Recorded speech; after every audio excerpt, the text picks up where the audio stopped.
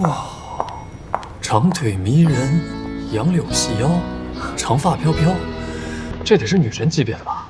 哎，没听说公司来新人啊，会不会是客户啊？哎，谁？你自己去看不就知道了。美女，你东西带了。你不会想说带的是你亲吧？姚晨，你搭讪的套路是不是得改一改？小陈，嗨。啊？严小晨怎么变这样了？我刚以为我跟 Cindy 姐说话呢。看什么呢？上班时间不用工作啊。聊什么呢？哎，程总，哎，怎么样？什么怎么样？我的作品呀。陈总早，你们干嘛呢？乔总早。走。怎么了？啊？问你怎么样？什么怎么样？哦，挺好的，不错。不过你们俩什么时候关系这么好了？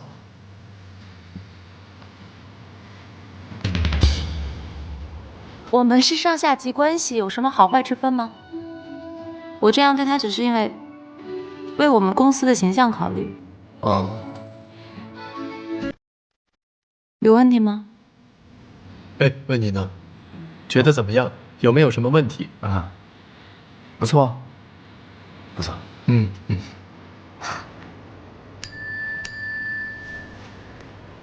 啊，谢谢。工作了。好。啊，对，我要去厕所。焦总。李逵，哎，办公室。Cindy姐，咱来商场干嘛呀？来商场能干什么 ？shopping 咯。不是去见跟我们公司有合作的赵总吗？叶小晨，我一直觉得你的衣品太差了，每次跟我出去对外活动，我都觉得你严重影响公司的形象。左思右想，治本是来不及了，先给你治治标吧。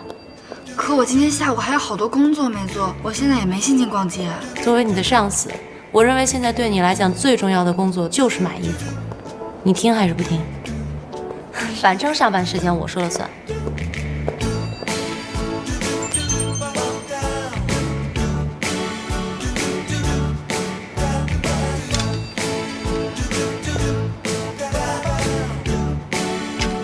试一下。哎，我不是。小姐这边请。算了吧。不是也可以，这个月的奖金不要了。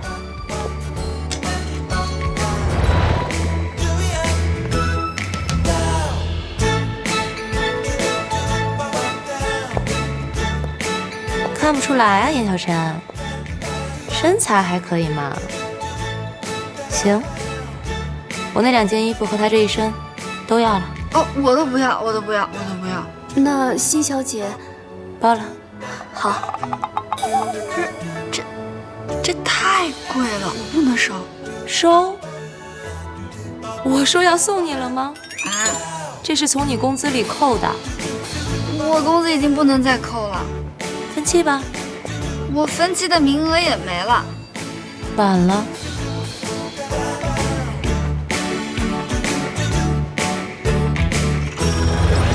我自己来。没关系的，小姐，您可以先试试看，不买也没关系。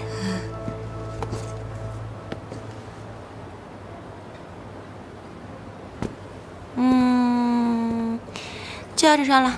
可是太贵了，Cindy姐。从你下个月的工资里扣吧。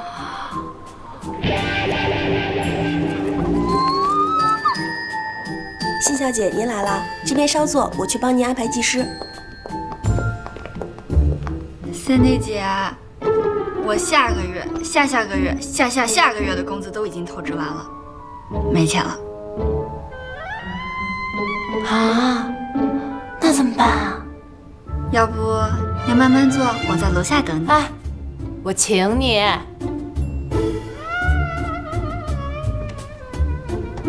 好吧。辛小姐，坐好了。您帮您闺蜜选的颜色真适合她，二位再休息一下吧。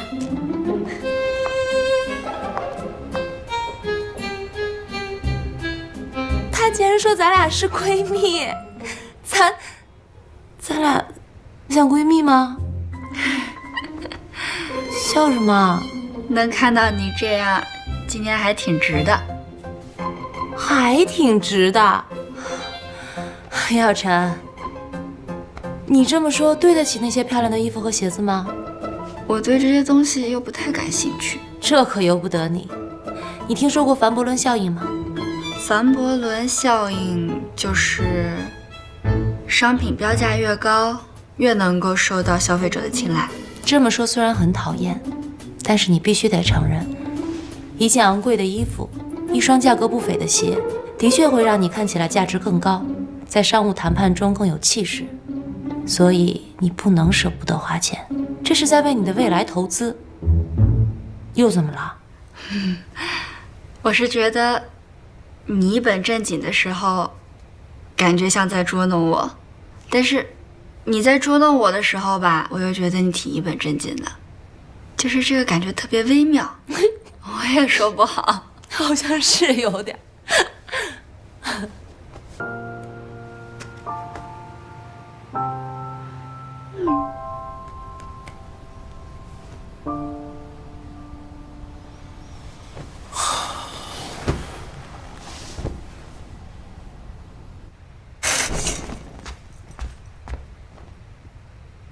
叶小晨，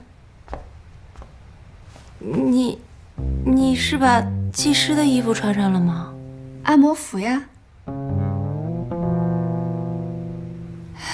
我只是不太习惯脱了衣服按。所以你要穿着这个按摩？嗯。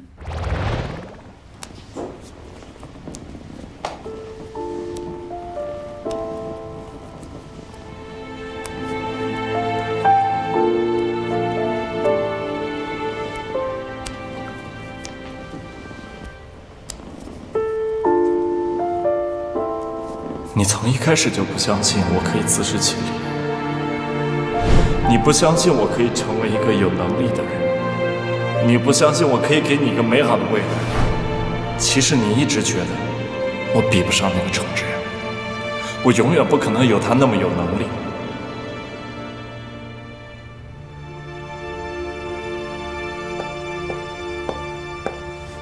怎么了，小陈？做一半就出来了，出什么事儿了吗？有什么事儿可别憋在心里啊，容易憋出问题。而且啊，难的事情说出来就不难了。这样，鞋子允许你分3期给我。 5期。成交。说吧，什么事儿？其实也没什么事儿，就是我跟我男朋友吵架了。你有男朋友？嗯，很奇怪吗？没有啊，就是觉得你深藏不露的。为什么吵架呀？我们之间有点误会。他认为我不相信他的能力，但是我其实是不想他为我牺牲太多了。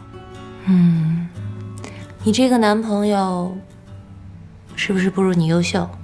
不啊，他很聪明的，而且他特别会说话，个子高高的，长得又帅，笑起来的时候还特别好看。我说的不是这方面，是个人能力问题，就是说他学习是不是不如你好，然后工作是不是也不如你？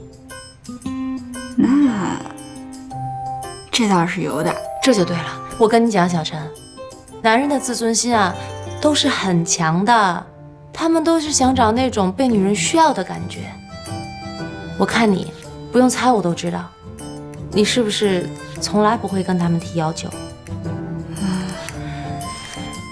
你这样会让男人非常没有存在感，他们会觉得你不需要他们，甚至轻视他们。很伤自尊心的。可是我觉得他为我做的事情也会伤害他的自尊心。你怎么这么死脑筋啊？这个问题你要换个角度去想，男人为你做事情是为了什么？他们就是为了为你做了这件事情之后得到你的赞美，得到你的，就好比，你好棒啊，这种事情都能做得到。我没有你，我该怎么办啊？你怎么那么棒啊？不要离开我。谁？哦，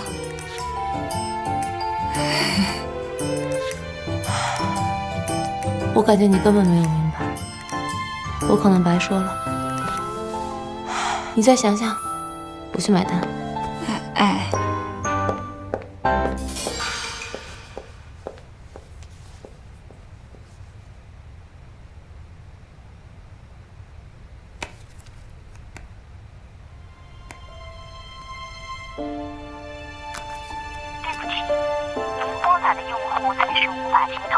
请稍后再拨。Sorry, the subscriber you dialed cannot be connected. 哇，长腿迷人，杨柳细腰，长发飘飘，这得是女神级别的吧？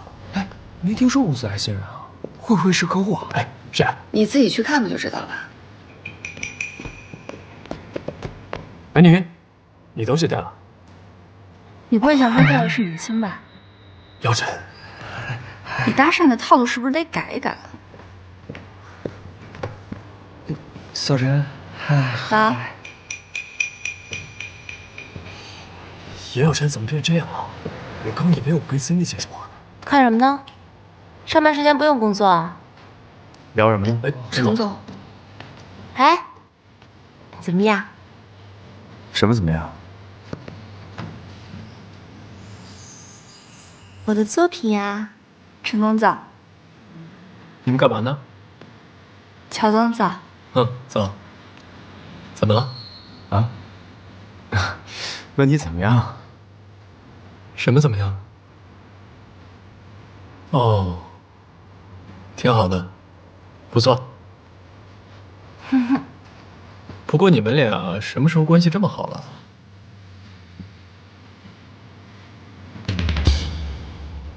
我们是上下级关系，有什么好坏之分吗？我这样对他只是因为为我们公司的形象考虑。哦，有问题吗？哎，问你呢，觉得怎么样？有没有什么问题？啊，不错，不错。嗯。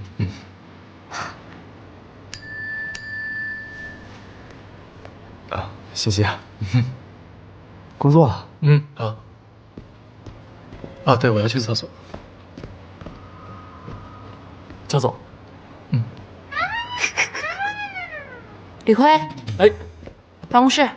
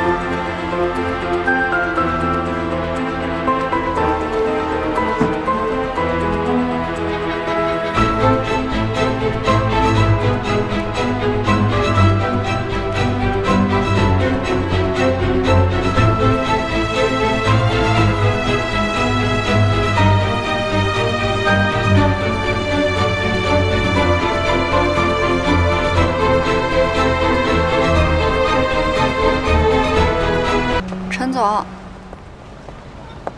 有什么事儿不能在公司说，非得来这儿啊？没什么，就是想问你一下，最近跟沈侯怎么样了？怎么会问这个？我俩是出了点小问题。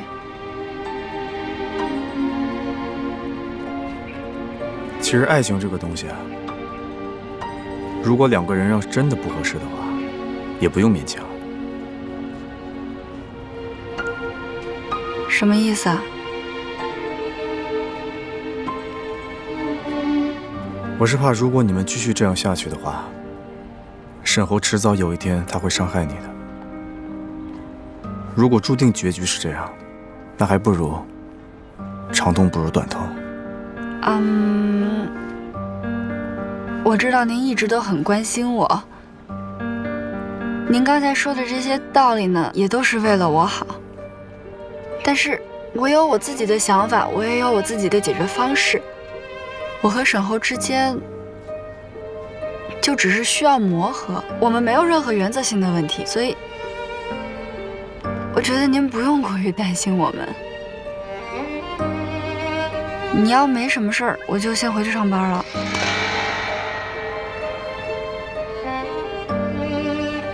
那要是有呢？有什么？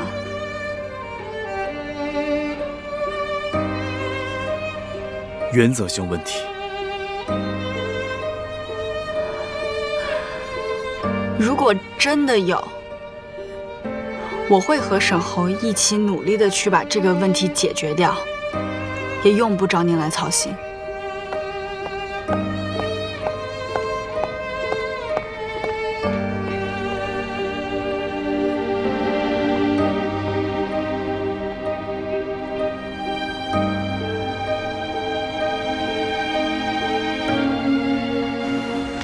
请。沈先生，有人找你。找我？谁啊？你等一下啊！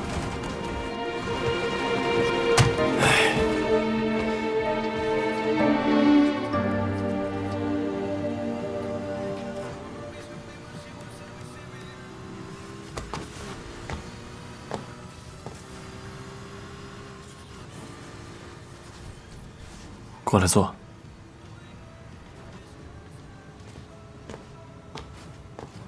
随便坐。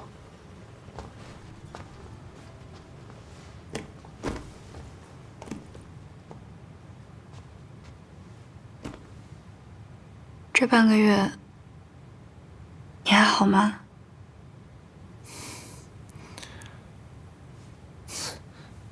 你过得倒是挺好的。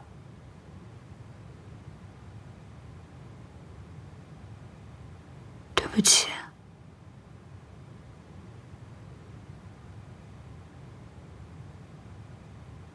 我知道你送外卖是为了我，那天是我的错，是我说错话了，对不起。能让这事儿过去吗？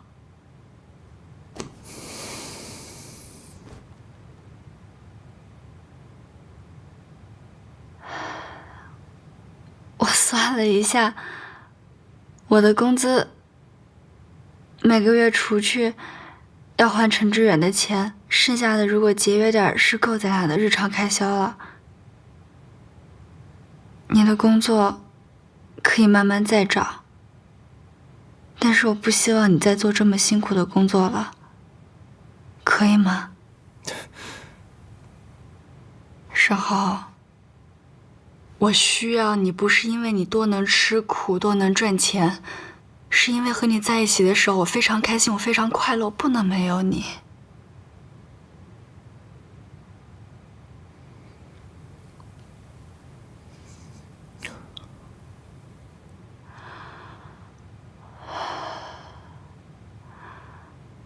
我一直在想，如果我们的关系再进一步的话，是不是就不会有这么多的误会了？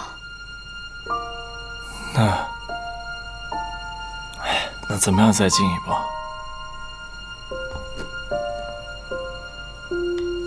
你不是跟我说你想结婚吗？你是认真的吗？我其实已经把户口本拿出来了，我只是一直没告诉你。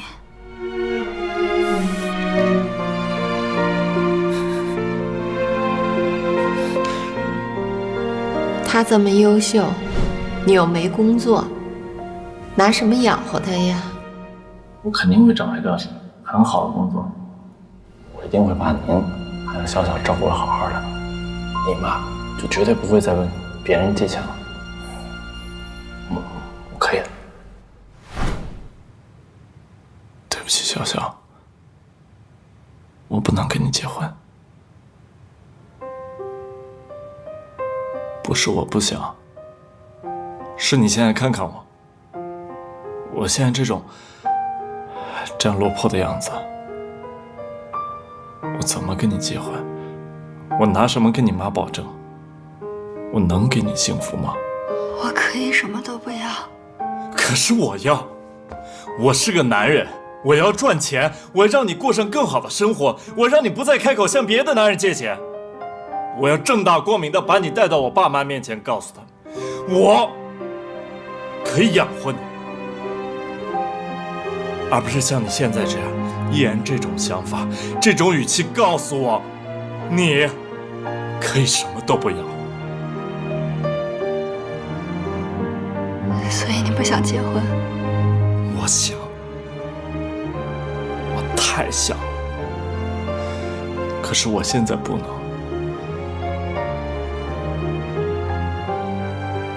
我明白了，我走了。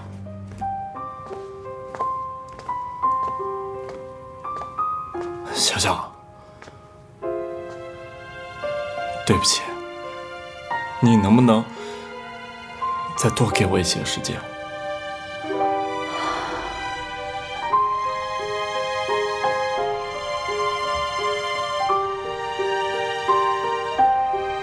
没什么好对不起的，加油！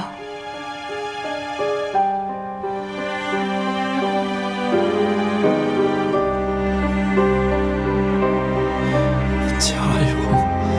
加油！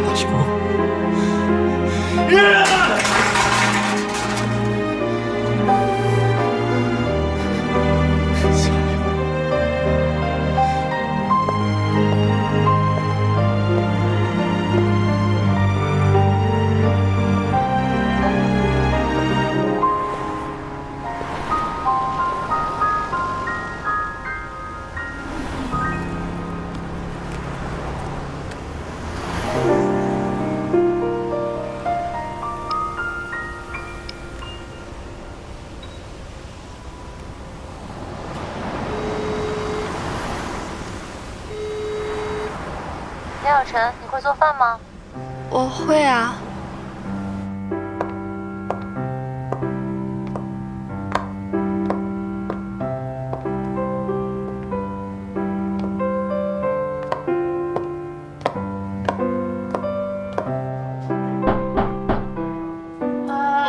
门没锁，自己开门就好了。谢谢姐。门口有拖鞋，自己换。阿姨这几天病了，有点乱。哟，你什么糊了呀？啊，有味儿啊？嗯，我面糊了，我刚到了。我感觉我跟厨房的关系好像总是处理不好。你需要我帮你吗？这样，你先尝尝我煎的牛排。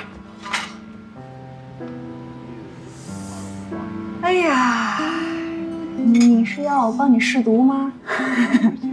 这500多块钱一块呢。魔女做的饭果然也是这么的魔幻呀！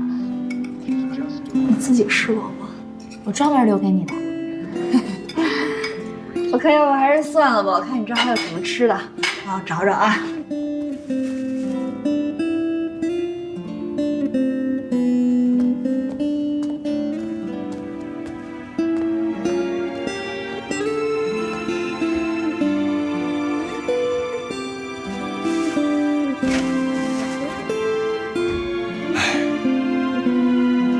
小陈来了。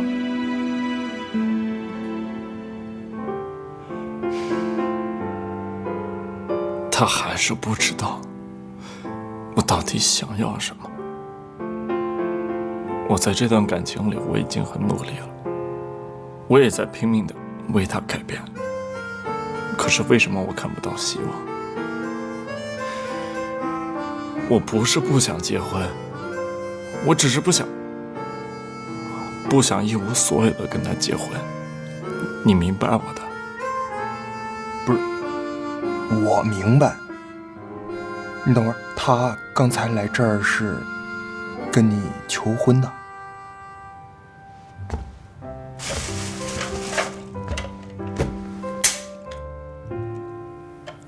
不是，猴子，我觉得我得说你两句啊，这事儿你不对啊，你这就有点矫情了，你知道吧？他能跟你结婚，就证明他对你是认真的，你这就叫身在福中不知福了。你知道我有多羡慕你吗？别说求婚，魏彤就是能答应跟我在一块儿。喝酒。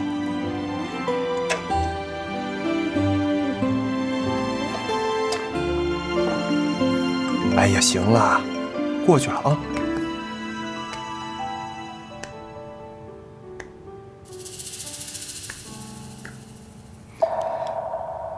这不小陈吗？那男的是？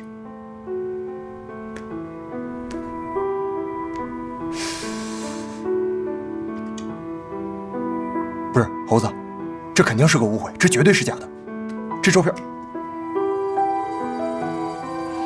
小侯，你别再污蔑小小了，我对他什么都不会变，你别再费劲了。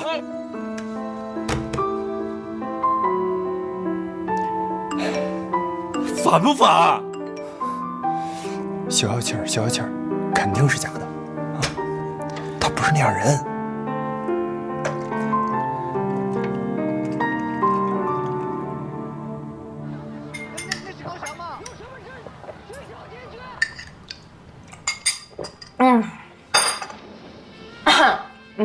满足，说吧，找我什么事儿？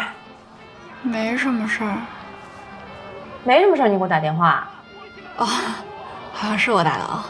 当然了，什么事儿啊？我跟他求婚了。啊！你求的婚？嗯。姚晨，我真是小瞧你了，你女英雄啊！什么时候结婚？唉，他拒绝你了。好，旧的不去，新的不来呀。挥别错的，才能跟对的相逢；分手，才能有更好的等着你。可我没想着跟他分手。我跟他吧，你可能不太了解，他对我来说特别重要。就在他没出现的时候，我的世界只有两个颜色，一个黑，一个白。可是当他出现了，他就像一束阳光一样，把我整个世界都照亮了，还给我带来了五彩缤纷的颜色。这就是我离不开他的理由，这是他的魔力啊！我没有想到你对他这么迷恋。那如果你俩真不合适呢？不会的。大学的时候，你们两个是可以很纯粹的谈恋爱，享受爱情。可是等到了社会上，你们要共同面对生活的时候，你就会发现，两个人一样的人生观、价值观比什么都重要。要有一样的追求，要有一样的步调。现在的你，为工作努力，为现实筹措，他在干嘛？他追得上你的步伐吗？难道这个不会伤他自尊心吗？你们的问题会越来越多的，矛盾会越来越升级的，然后到最后你们就真的根本没有办法去面对。好了，行，我现在不想再听这些事儿了，咱换个话题聊聊。那我们聊点什么呢？说一说我。你别看我跟你说的头头是道的，其实，在爱情面前，我才是一个十足的失败者。程志远是我前男友，你知道吧？他跟你说的。他还跟你说什么了？没了。他就没有告诉你，我们俩的开始是因为我的阴谋。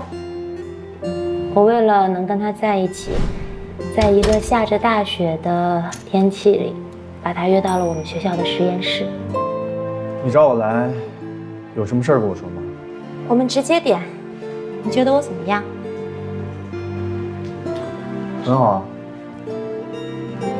做你女朋友怎么样？不好意思啊，我还没想交女朋友。现在可以开始打算了。好，那你容我考虑一下。你有2个小时的时间。什么意思啊？我让詹姆斯把门锁了，也就是说，在未来的2个小时的时间里，这里只有你和我。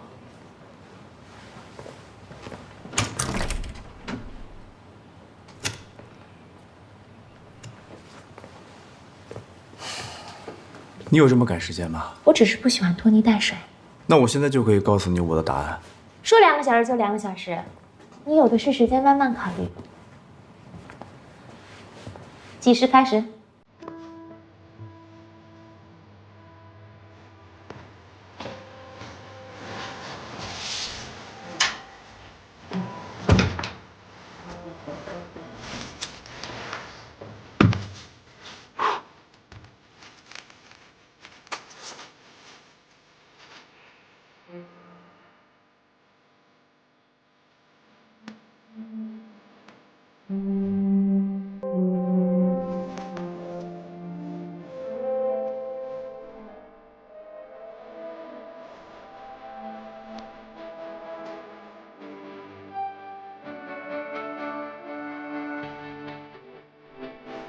到时间了。我考虑清楚了，我暂时还不打算交女朋友。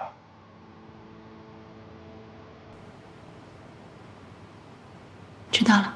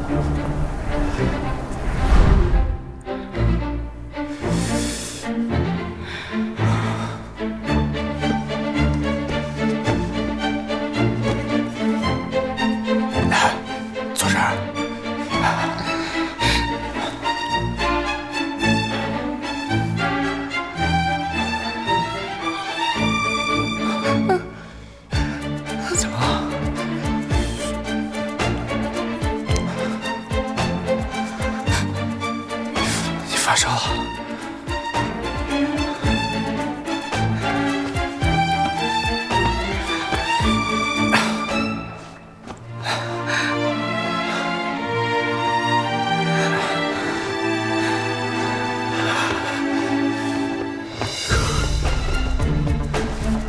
开让。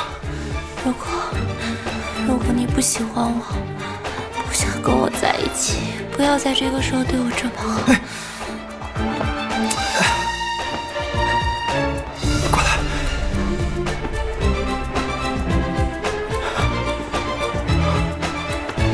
开好。Lucas， 你想好了？是，我想明白了。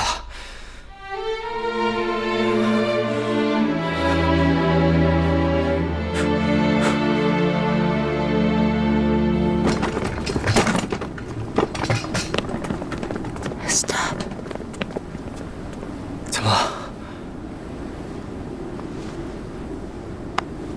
什么？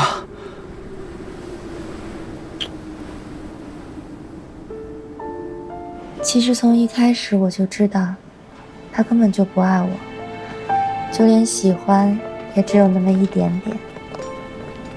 但是对我来讲足够了，因为我很自信，我觉得我那么优秀，他会慢慢爱上我的。我们大学毕了业，我收到了他所在公司欧弟的 offer， 当时所有的人都在祝福我们，可是没想到。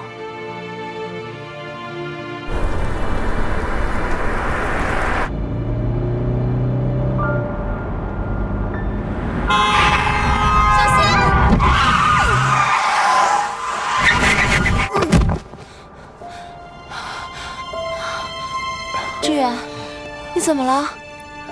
胳膊怎么了？胳膊动不了了。我没有想到这场意外居然改变了一切。其实我跟他相处的这2年，我们也不像正常情侣那样，我们也就是牵牵手，拥抱一下，甚至连接吻都很少。所以我有预感，我们不会坚持太久了。那后来呢？后来他回了中国，可是不知道为什么，他很快又回到了美国，并且很决然的要跟我分手。几天前，我在欧弟辞职了。你辞职了？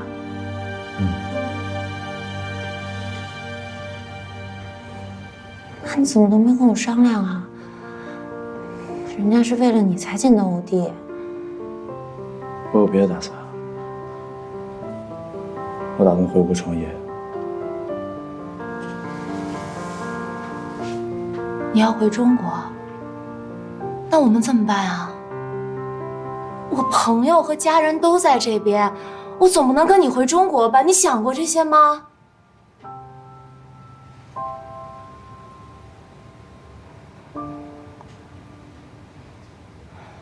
还是说，你根本没有打算让我跟你回中国？我从来就不在你未来的计划里。每个人都有属于自己的未来，而不是在谁的计划里。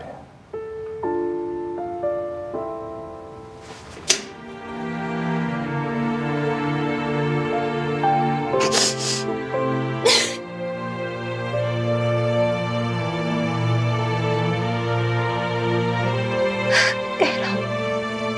我。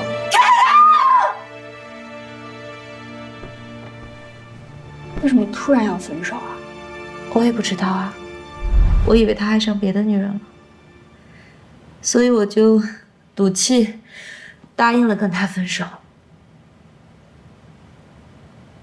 可是我后悔了，我给他打电话，他的手机已经换号码了，所以我们就失联了1年多。后来一个偶然的机会，我知道他在寻找创业伙伴，我就顺着消息找到他，想加入他的团队。我没有想到他会答应，可是他对我的态度，就好像我们之间那段感情从来没有发生过一样。他这么渣呀？后来乔宇也加入了，我们3个一起创建了 DH。其实我在他身边的时候，有很仔细的观察过，可是我并没有发现他有任何暧昧的对象。我就是觉得他这个人都变了，又说不清楚是哪里变了。他对于所有事情都变得很冷漠，把所有的精力都投入在工作里。你知道吗？那个时候我为了引起他的注意，我甚至陪他加班。我还很讨厌乔宇，因为我幼稚的觉得乔宇来了，让我在他心里连能力很强的这个地位都不保。所以你还说我是迷恋，你不也一样吗？我一直觉得陈志远对你有意思。不可能，你别想多了。你一定要相信我的第六感，我很了解他的。程志远这个人对所有人都很好，只有对你，在你的事情上，他的情绪总是表现得很特殊。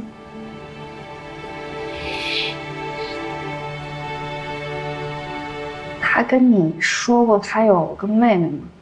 他有个妹妹？对啊，他跟我说过，我跟他妹妹感觉很像，所以我觉得他对我好，可能是因为出自于这种情愫吧。你不觉得这个听起来特别像大叔欺骗小女孩的一种套路？其实跟你说了这么多，我就是想告诉你，感情就要当机立断。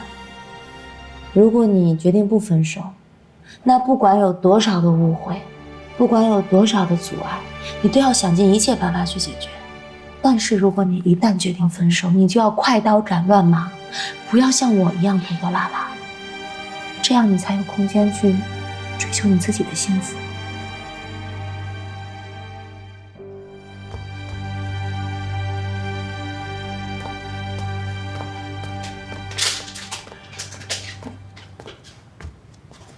你喝了一宿啊？不是，你换个姿势也行啊。你告诉我这什么酒啊？为什么喝不醉啊？这不含酒精。不是，你不能喝了！别，一宿了，大哥再喝糖尿病了。你可真行。我本来觉着吧，失恋了，留着胡子喝顿酒特酷。现在看你这样，一点儿都不酷。我告诉你，咱俩从小就认识，你一直都是意气风发的样子。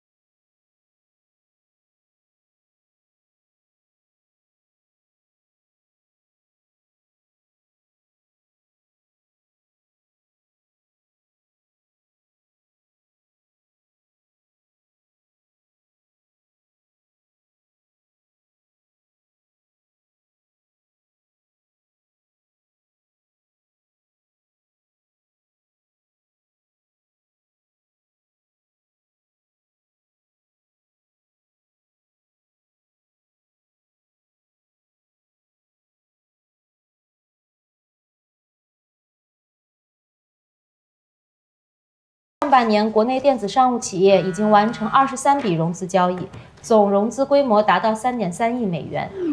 而在请假了没？不会不记得下午要去干嘛吧？总融资金额达3.37亿美元。6月份，共有9家企业宣布获得风投，总规模超过1亿美元，为电子商务行业融资史上最活跃的月份。企业掀起自建物流风，物流体系已经成为限制电子商务发展的瓶颈。货不对版，难以验货后付款，已成为网络购物的致命伤。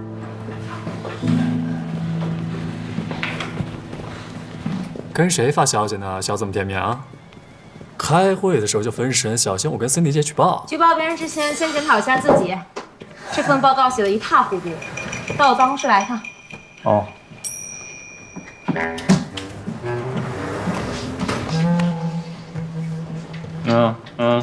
喂。沈总的文件你帮我给他吗？希望我出来的时候还能再见到你们。加油加油！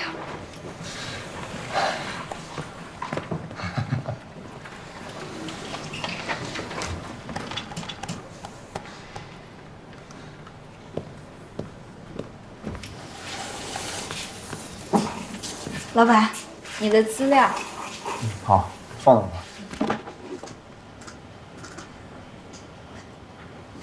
怎么？还有什么事儿？我下午想请个假。请假？干什么呀？我要跟沈欧去领证。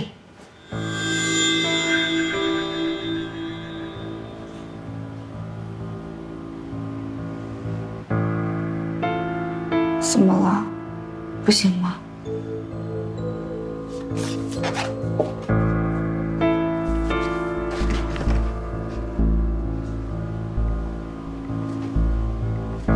小常，这件事情你能不能缓一缓？为什么？有些事情我需要去确认。我结婚，你要确认？不是，你要确认什么呀？你这人怎么管闲事管得那么宽？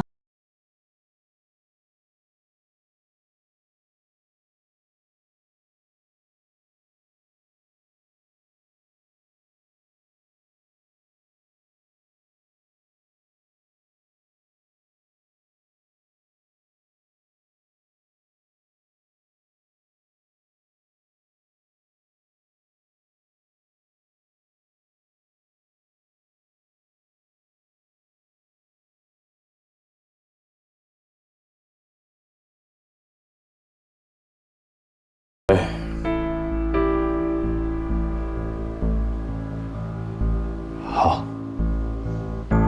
那就周5下午。不行，不能来我们公司楼下，我把地址发给你。再见。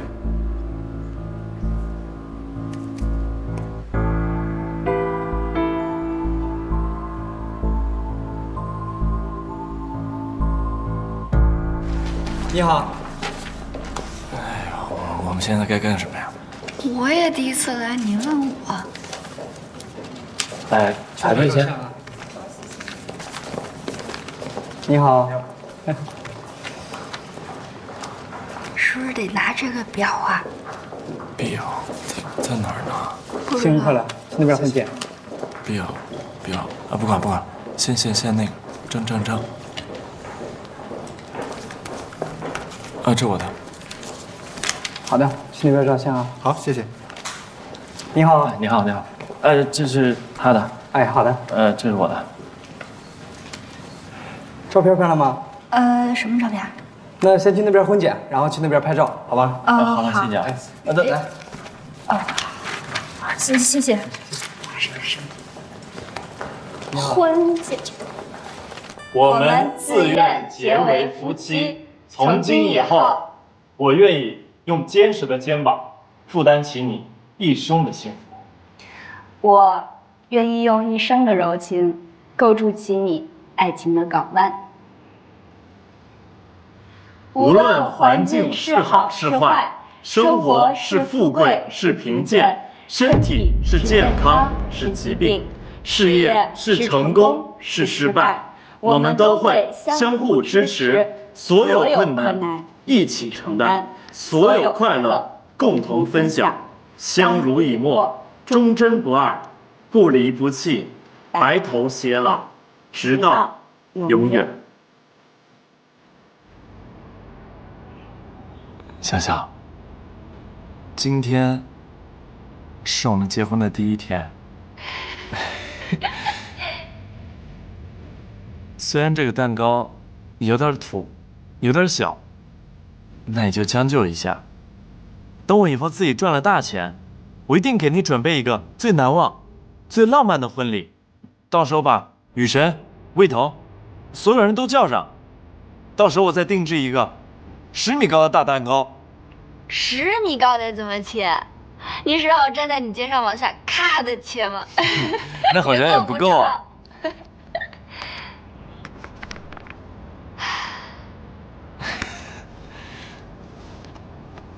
小小，我们真的结婚了吗？对啊。那我现在是不是应该叫你老婆啊？不行，我得练习一下。老婆，你别笑啊！我重新来。老婆，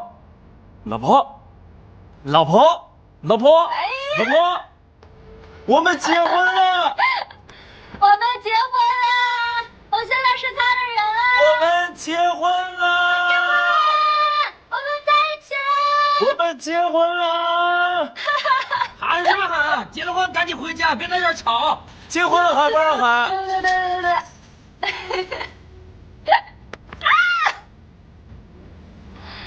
小小，我们真的结婚了，我们以后再也不会分开了。这辈子都不分开。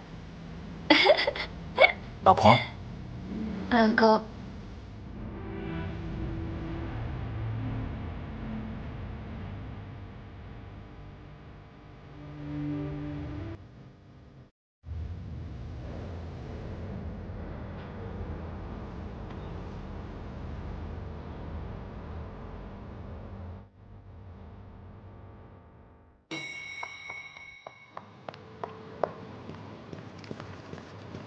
接下来我会对对不起，我迟到了，对不起。好，没关系，坐吧，下不为例啊。接下来我会对各领域的投资项目做一下综合的评估。商业用房的供求矛盾现在是比较突出的。其实，在前几年经济过热的时候，商业用房还是比较畅销的。但是随着国家宏观调控政策的实施，这几年处于下降的趋势。但是商业用房的住房面积又不断增加，就加剧了这种供求关系的矛盾。所以我建议，我们的项目重心应该从房地产行业转向于新兴的互联网金融行业。好，就这些。你还有要补充的吗？没有，挺好的。好，那就散会吧。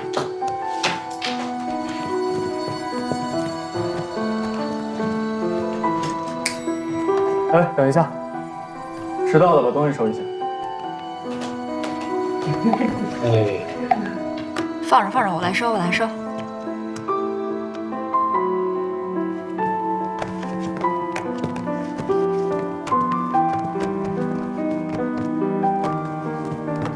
哎，潘达，程总下午什么安排啊？程总，我看一下啊。下午2点，爱因斯坦咖啡厅，深思集团董事长。哦，谢谢。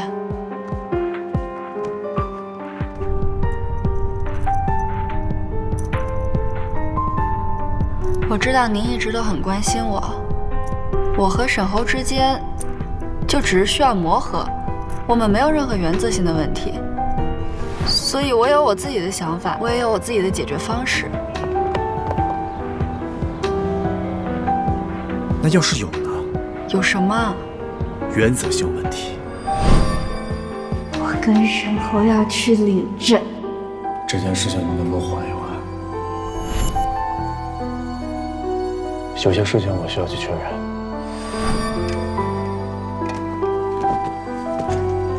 安，问一百问，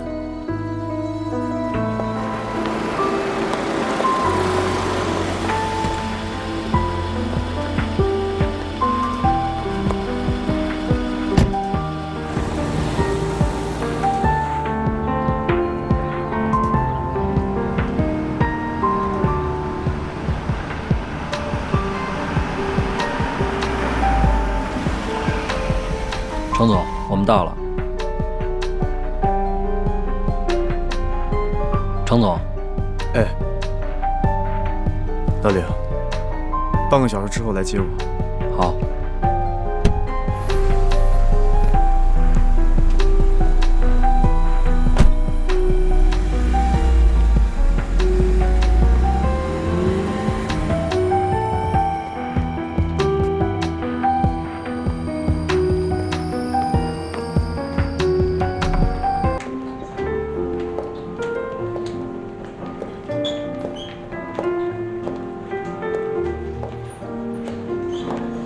哎呀，实在是不好意思，程总啊，你打电话约了我好几次，说有重要的事情跟我谈，可我一直工作上太忙了，实在抽不出时间。本来应该请你去公司的，希望你不要介意这个环境。有什么事情说吧。既然侯总都这么说了，那我就开门见山了。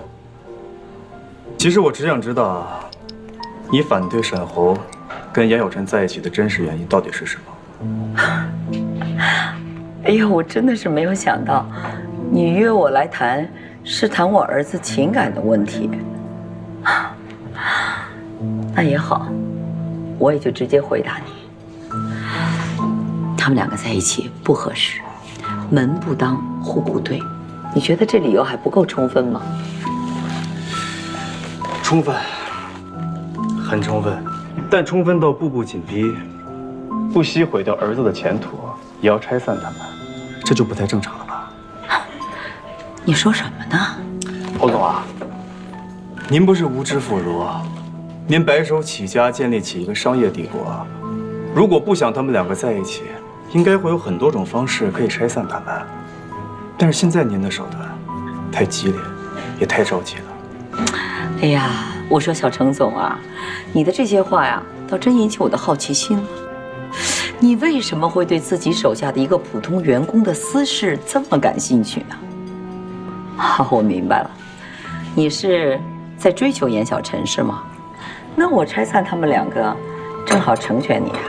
是这样的，我觉得你行事不太正常，当然也想帮助小陈，看看从别的什么方面可以让你们同意，所以委托了我一个朋友调查你们。什么？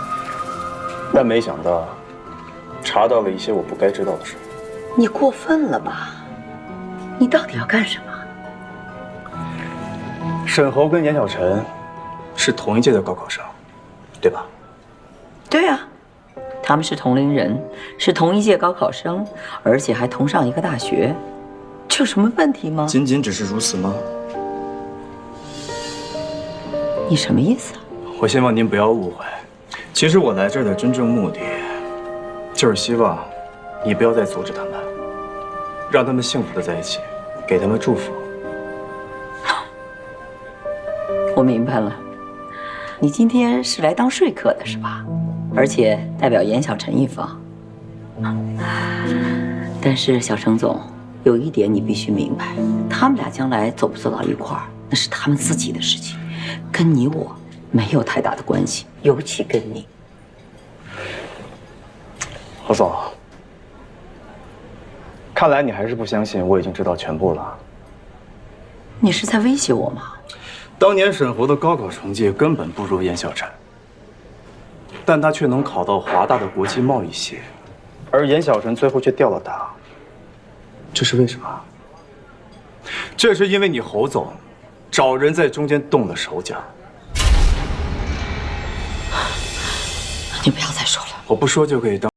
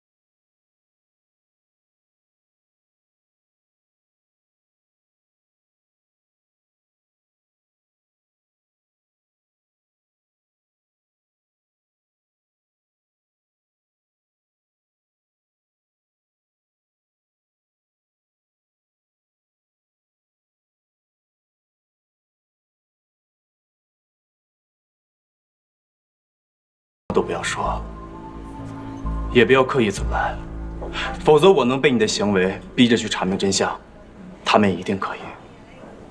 现在我们唯一能做的，就是把这个秘密封存下去。只要永远不让他们2个人知道，就不会有事。但愿如此吧。我已经都知道了。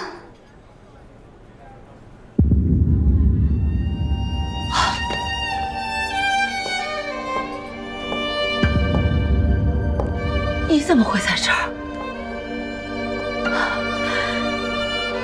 严小晨，你听我说。还有什么可说的？我一辈子都不会原谅你。